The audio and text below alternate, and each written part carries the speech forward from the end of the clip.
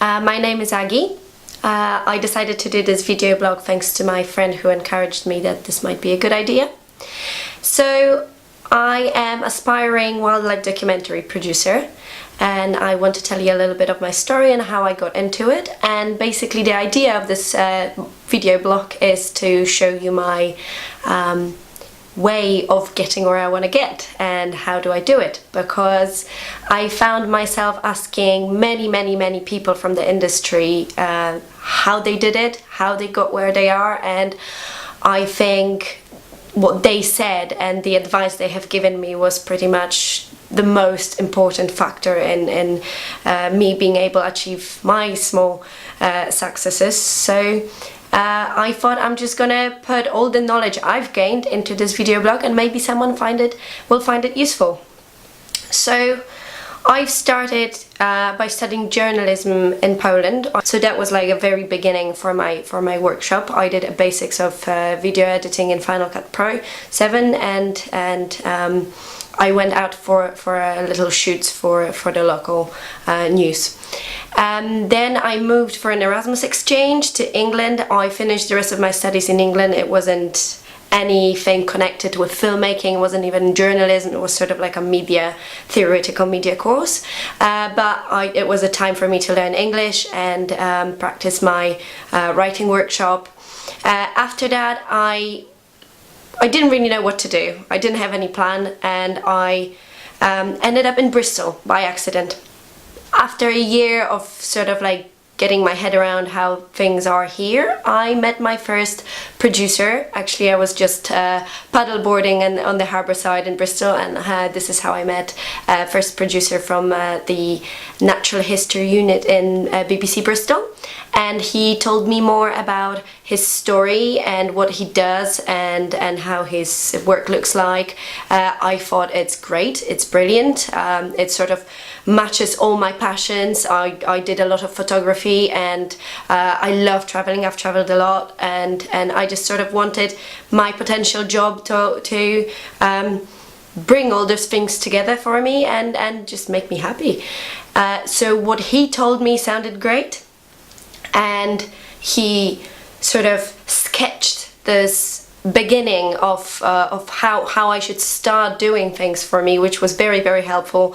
Many people said that to get to TV industry, especially in Bristol, it's useful to start from post-production. There's a lot of post-production companies and they need a lot of runners, so I started with sort of pimping up my CV a little bit. I did it in a very graphic designy style. There's colors going on, lots of sort of like tables and graphs.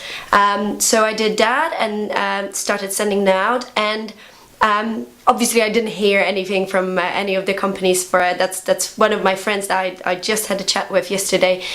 He said he's getting really put off by the fact that he doesn't hear anything back, or that he's being rejected many times, and I wasn't lucky until like the third time I've been sending my CVs, and every person that I've spoken to will tell you you will be rejected many times, so just keep trying and trying and trying, and that's what makes people succeed, is because they really want to do it and they keep trying over and over again.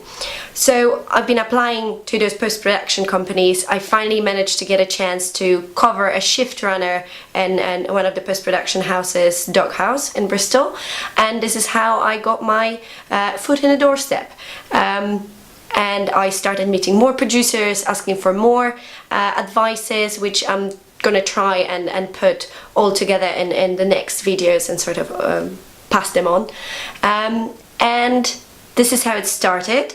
Now I have already managed to done some more stuff and some more work experience. So I've been working in a dog house. That was a great experience. It was it was a stationary, it was an office runner job. So I didn't really go on shoots or anything, apart from my main job was to make teas and coffees and sort of maintain this, get lunches for the clients from the company and for the staff, and that was my main task. But also when the rest of the staff, sort of like project managers or digital technicians. If they need any help, then obviously they could ask you to help them out, either sorting something out in an editing software. Like they use Premiere Pro and Avid, from what I've gathered in the industry.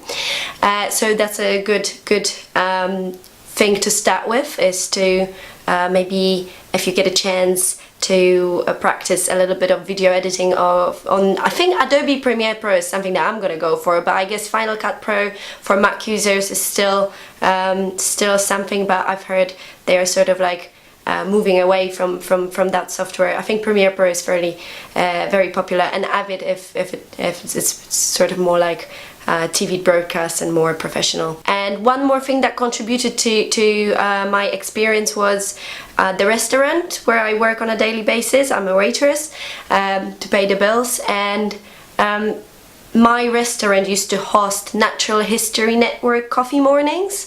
Natural History Network is an organization that gathers together production companies and individual members interested or sort of like working within the wildlife film industry.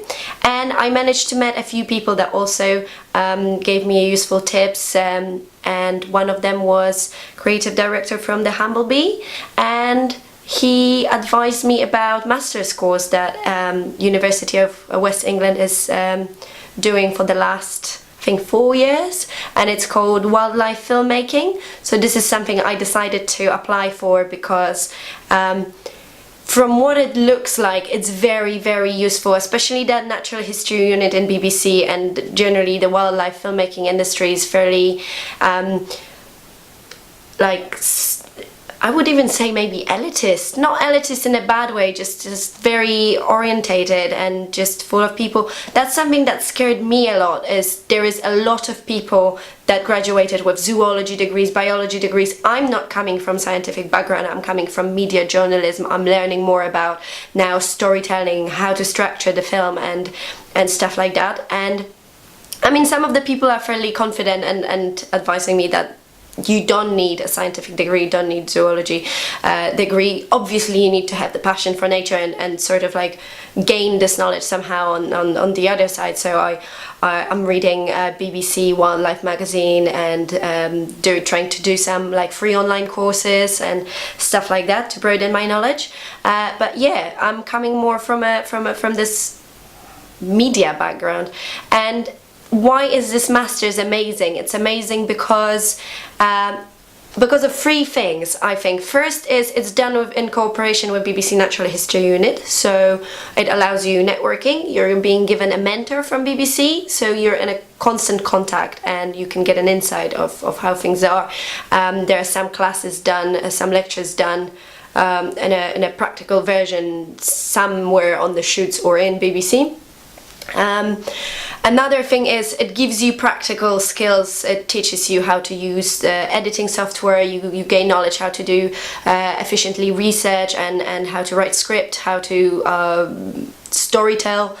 And then finally, when you finish your masters, to pass your masters, you need to make a film, and that is another important thing that many people and many producers I've spoken to have advised me on. If they receive any emails and any requests from people who would like to work with them, they always look whether this person has attached any piece of their work. So they said we are much more likely to read an email that includes a video that person did, or potentially stills. But I think most of the people I've spoken to, they had proven themselves by doing some short film. The first producer that I mentioned before, he did film about slugs or snails, and this is how he got a producer job. So it's all about actually doing it. You don't need to be in the BBC to start making films if you've got, and that's another thing that I wanted to prove is I'm not necessarily coming from a super rich family and I haven't gotten all my kit, I haven't been given it. So I did everything myself. I started everything myself. So I worked as a waitress.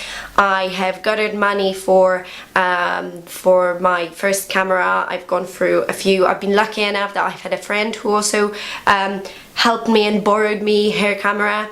And finally, when I had collected enough money, I've bought my first sort of, it's not even a GoPro, it's like a cheaper but apparently better version of GoPro. It's called Activian CS Gold. So that's sort of like an action camera that I can take with me, and if I need to film something where I can't really set up the SLR that I've got, I can use. And I've been lucky enough, this is a used SLR that I've got. It's Canon 550D, and I got it through Gumtree.